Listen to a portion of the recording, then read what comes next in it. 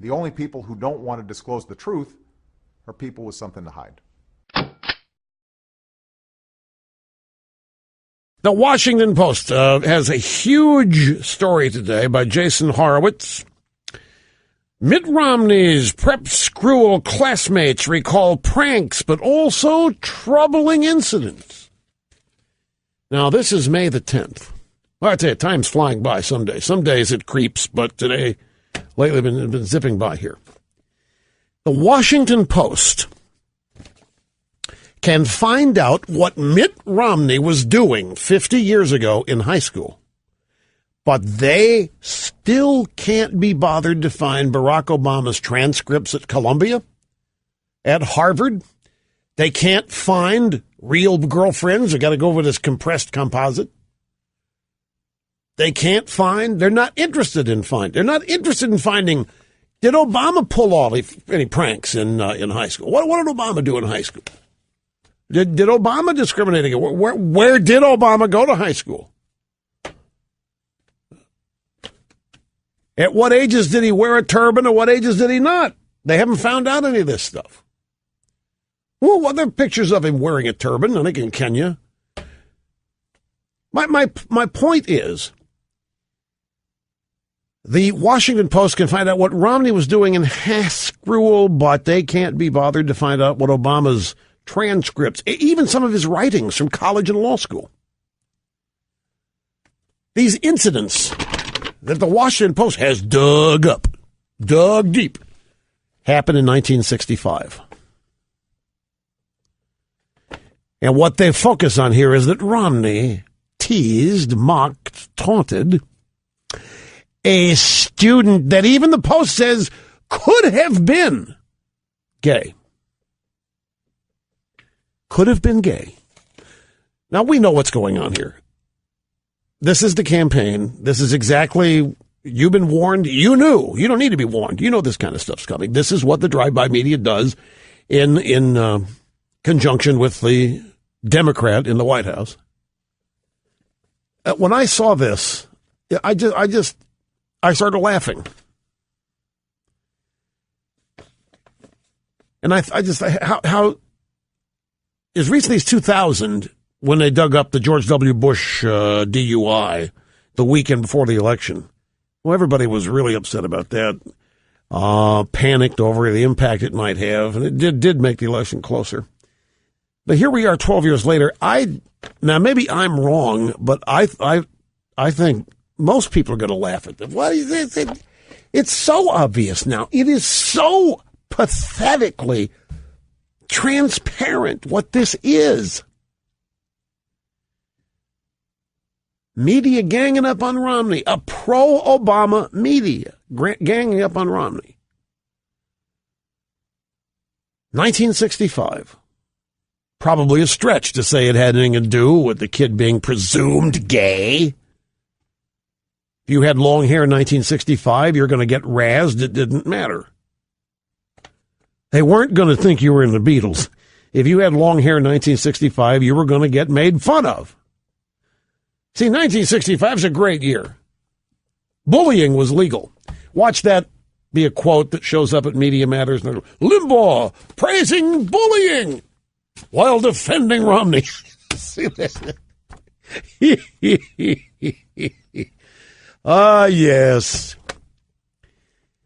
Remember now, this is the same Washington Post that found that the N-word was painted on the underside of a rock at a summer camp where Rick Perry used to go 100 years ago.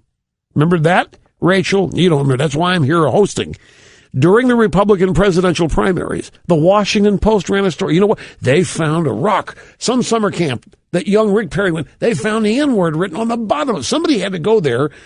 You know, there used to be a rock here years and years ago. It had the N-word on it. Really? Where was that rock? They went out, they found it, turned it over. Lo and behold, there it was. And since Perry had once gone to that camp, guess what? Perry either wrote it himself or knew about it and didn't say anything. Either way, Rick Perry was a dirty dog racist and actually had to spend time in a Republican debate, quote unquote, defending this. Now, if the pattern holds true, what we're going to find out here. So we got a story in the Washington Post about Romney and the pranks he pulled, and he might have taunted a gay student in 1965. So if the pattern holds true, like with the dog story. Remember the dog story? You do? Tell me about the dog. I want to make sure you understand the dog story. You're not going to be on the air. I just want you to tell me, what is the dog story? Right. So what do we find out? We find out that Romney is also insensitive to animals, hates dogs, mistreats them, just this side of Michael Vick. Romney and the family got in the family sedan or family station wagon. They couldn't fit the dog in it, so they put it in a cage on top of the family sedan. They drove down the highway. Dog loved it. Romney accused of having no heart where it comes to dogs, right?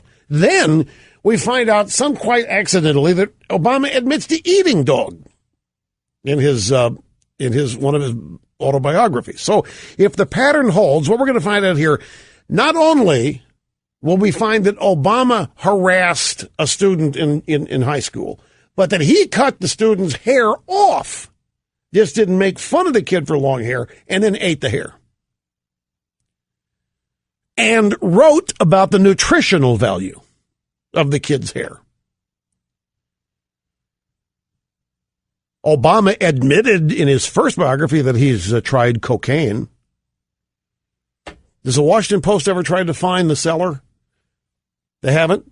Has the Washington Post ever tried to find, the neighborhood where it happened? We talked to other people who might have been around when Barry was doing cocaine. Yeah, I haven't seen that article either. But we got, when you print this thing out, 1, 2, 3 pages here. Mitt Romney prep school classmates recall pranks, but also troubling incidents. Now, here's some of it. Mitt Romney returned. Bloomfield Hills, Michigan is the dateline. Mitt Romney returned from a 3-week spring break in 1965 to resume his studies at a Haas School at the prestigious Cranbrook School. Oh, well, now it's even worse. It's a prestigious school as opposed to some dump public school. Yeah, he's a Haas School senior, the prestigious Cranbrook School, back on the handsome campus. Oh, it was a handsome campus, too. Like Romney's hair. It was handsome.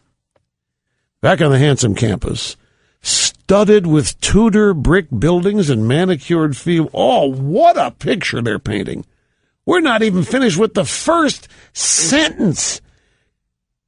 And we have a picture of Romney's school as though it's where the titans of industry gather for the economic forum in Davos, Switzerland.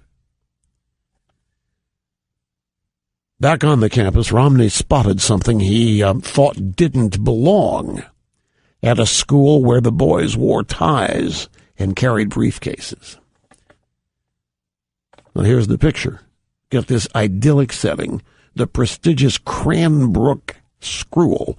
Romney, 1965, coming off spring break. Look at, I was in school in 1965. There wasn't any such thing as spring break. There was not for Haas School, but minor point. Comes back. The only people who don't want to disclose the truth are people with something to hide.